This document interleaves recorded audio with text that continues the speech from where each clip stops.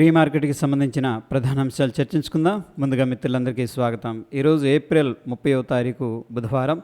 ముందుగా ADR sentiment ఎలా ఉందనేది ఒకసారి పరిశీలన చేసినట్లయితే డాక్టర్ రెడ్డీస్ ల్యాబ్స్ ఏడిఆర్ ఫ్లాట్గా క్లోజ్ అయింది. ICICI bank, HDFC bank, Wipro, Infosys అన్నీ కూడా గ్రీన్లో అయితే క్లోజ్ అయినాయి.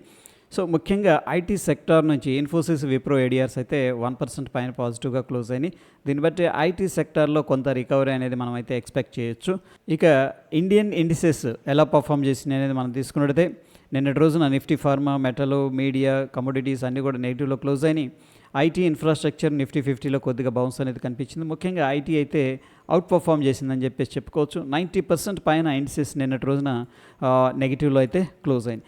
ఇక గ్లోబల్గా మార్కెట్స్ ఎలా ఉన్నాయి అనేది పరిశీలన చేసినట్టయితే రష్యా మార్కెట్స్ అండర్ ప్రెషర్లో కనిపిస్తూ ఉన్నాయి. యూఎస్ 500 ఫీచర్స్ కానీ, Europe, France, Dow Jones industrial average futures London దాకా కొద్దిగా నెగిటివ్గా ఉన్నాయి. Hong Kong, South Korea, Asia market, Japan, China A50 futures, German ఇవి కొద్దిగా బులిష్గా కనిపిస్తున్నాయి. మొత్తం మీద గ్లోబల్గా యూఎస్ మార్కెట్స్ నుంచి అయితే కొద్దిగా ప్రాఫిట్ బుకింగ్ అనేది కనిపించగా మిగతావి పర్వాలేదని చెప్పేసి అనిపిస్తుంది. సో గ్లోబల్ మార్కెట్స్లో మిక్స్డ్ కాంటెక్స్ట్ అనేది కనిపిస్తుంది. ఇక నిన్నటి రోజున యూఎస్కి సంబంధించిన టాప్ 30 కంపెనీస్ ఏ విధంగా క్లోజ్ అయినాయి అనేది మనం పరిశీలన చేసినట్టయితే United Health, Intel, McDonald, Chevron, Amazon ఇవి అనేది నెగిటివ్లో క్లోజ్ అవగా టాప్ గెయినర్స్లో Honeywell, Dow, Amazon, Merck and co అనేది క్లోజ్ అయినాయి. సో మొత్తం మీద యూఎస్ మార్కెట్స్లో కొంత రికవరీ అనేది కనిపించినట్టు అర్థమవుతుంది. గ్లోబల్గా ఎకనామిక్ క్యాలెండర్ అనేది పరిశీలన చేసినట్టయితే నిన్నటి రోజున జపాన్ మార్కెట్స్కి హాలిడే ఉంది. యూఎస్కి సంబంధించిన సిబి కన్స్యూమర్ కాన్ఫిడెన్స్ డేటా అనేది రిలీజ్ చేసింది. అయితే యూఎస్ ఎకనామీ మీద సర్వే చేస్తారనమాట. చాలామంది అక్కడున్న లోకల్ పీపుల్ని అడుగుతూ ఉంటారు, ఎలా ఉంది ఎకనామీ, స్ట్రాంగ్గా ఉంటుందా, వీక్గా ఉంటుందా అని చెప్పేసి. చాలామంది ఏంటంటే వీక్గా ఉంటుందని చెప్పేసి ఇక్కడ ఇచ్చినట్టు మనకు డేటా అనేది అర్థమవుతుంది. చూడండి, నెగిటివ్గా రెడ్లో ఉంది.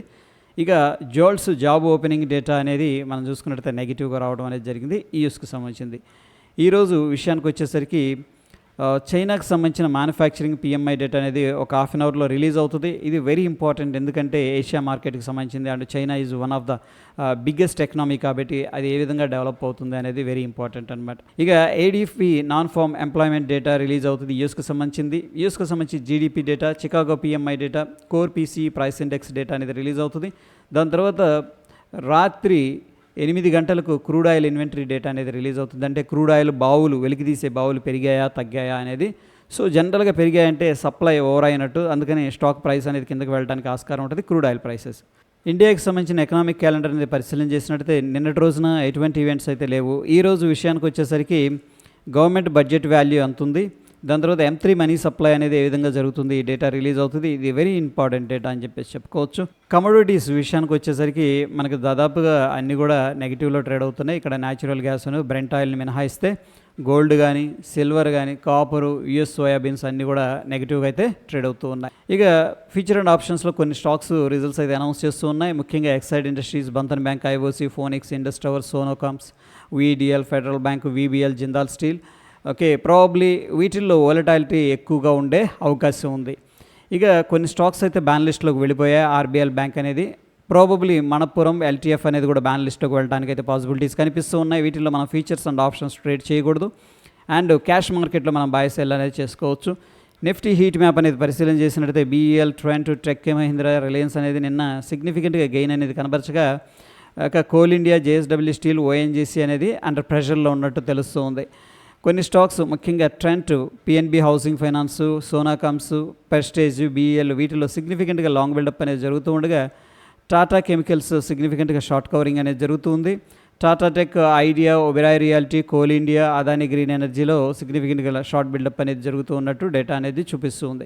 ఇక ఓవరాల్గా పార్టిసిపెంట్స్ ఏ విధంగా థింక్ చేస్తున్నారనేది based on the price open interest interpretation అనేది మనం తీసుకుంటే లాంగ్ సైడ్ 34%, షార్ట్ సైడ్ 53% అనేది కనిపిస్తుంది. సిగ్నిఫికెంట్ షార్ట్ 4%, సిగ్నిఫికెంట్ లాంగ్ 8% అనేది కనిపిస్తుంది. స్లైట్గా ఈసారి సెంటిమెంట్ అనేది బేరిష్గా ఉన్నట్టు మనం అర్థం చేసుకోవచ్చు. ఇక నిఫ్టీ ఫ్యూచర్స్ డేటా అనేది మనం పరిశీలన చేస్తూ ఉన్నాం. నిన్నటి రోజు నిఫ్టీ ఫ్యూచర్ అయితే స్లైట్ నెగిటివ్లో క్లోజ్ అయింది.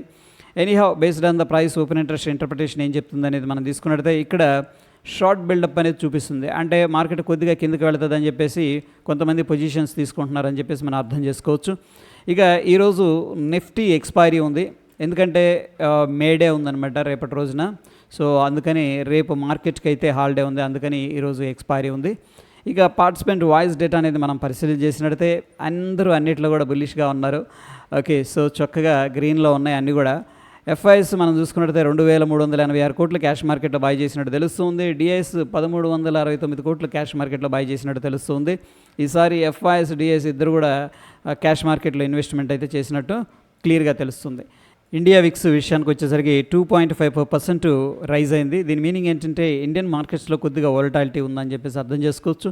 ఇక Dow Jones industrial average futures broader పిక్చర్లో కొద్దిగా సపోర్ట్ తీసుకొని పైకి వెళుతుంది. బట్ ఈ రోజు మాత్రం మనం చూస్తున్న సమయానికి 130 పాయింట్లు అయితే నెగిటివ్గా ట్రేడ్ అవుతుంది. ఇక డాలర్ ఇండెక్స్ బ్రాడర్ పిక్చర్లో డౌన్ ట్రెండ్ అనేది కొనసాగుతూ ఉంది. ప్రస్తుతానికైతే కొద్దిగా సైడ్ వేస్ యాక్టివిటీ అనేది కనిపిస్తుంది. ఇక నిఫ్టీ విషయానికి వచ్చేసరికి సో కన్ఫ్యూజ్ అవ్వద్దు. ఇక్కడ చూడండి చాలా లెవెల్స్ అనేది మనం మార్క్ చేసుకున్నాం. ఎనీహౌ ప్రీవియస్గా ఈ బ్లూ కలర్ది 24,359 అనేది మేజర్ రెసిస్టెన్స్ లెవెల్. ప్రస్తుతం ఏం జరుగుతుందంటే మార్కెట్ పైకి వెళ్ళి సస్టైన్ అవ్వలేక కిందకి రావడం అనేది జరిగింది. సో ఇమీడియట్గా మనకున్న సపోర్ట్ ఏంటి అంటే 24,226. ఒకవేళ ఆ లెవెల్ బ్రేక్అవుట్ అయిందంటే 24,065. సో మనం ఏమి ఎక్స్పెక్ట్ చేస్తున్నామంటే మార్కెట్లో కొంత ప్రాఫిట్ బుకింగ్ అనేది ఎక్స్పెక్ట్ చేస్తూ ఉన్నాం. ఒకవేళ మార్కెట్ కనుక 24,360 దాన్ని బ్రేక్ చేసిందంటే సిగ్నిఫికెంట్గా అక్కడ నుంచి కూడా 24,500 దాకా వెళ్ళడానికైతే ఆస్కారం ఉంది. సో ఆ లెవెల్ బ్రేక్ చేసిందంటే అప్రాక్సిమేట్గా ఏంటంటే 24,800, 750 జోన్కి కూడా వెళ్ళడానికైతే పాసిబిలిటీస్ అనేది కనిపిస్తున్నాయి. సో ప్రస్తుతం ఒక రేంజ్ మార్కెట్ అనేది క్లియర్గా కనిపిస్తుంది 1 అవర్ టైం ఫ్రేమ్లో. బ్యాంక్ నిఫ్టీ విషయానికి వచ్చేసరికి 56,000 అనేది ప్రస్తుతానికి ఒక టెంపరీ రెసిస్టెన్స్ ఉంది. నిన్నటి రోజున ఏం జరిగిందంటే 55,000 కిందకి అనేది రావడం జరిగింది. సో షార్ట్ టర్మ్లో కొంత ప్రాఫిట్ బుకింగ్ అనేది జరుగుతుంది. ఇక బ్రాడర్ పిక్చర్లో మనం తీసుకున్నట్లయితే ఇది మేజర్ సపోర్ట్గా ఉండే అవకాశం ఉంది. సో చూడండి ఇక్కడ మనకి సపోర్ట్ అనేది క్రియేట్ అయింది 54,400.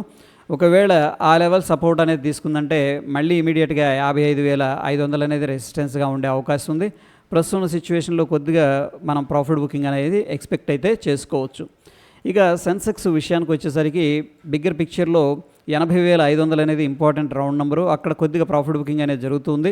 ఒకవేళ మరీ మార్కెట్ వీక్ అనేది జరిగిందంటే ఈ గ్యాప్ అనేది ఫిల్ చేయడానికి ఆస్కారం ఉంటుంది. ఒకవేళ ఈ లెవెల్ అనేది బ్రేక్అవుట్ అయిందంటే 81,182 అనేది మనకి ఇమీడియట్గా ఉన్న రెసిస్టెన్స్ లెవెల్ అని చెప్పేసి చెప్పుకోవచ్చు.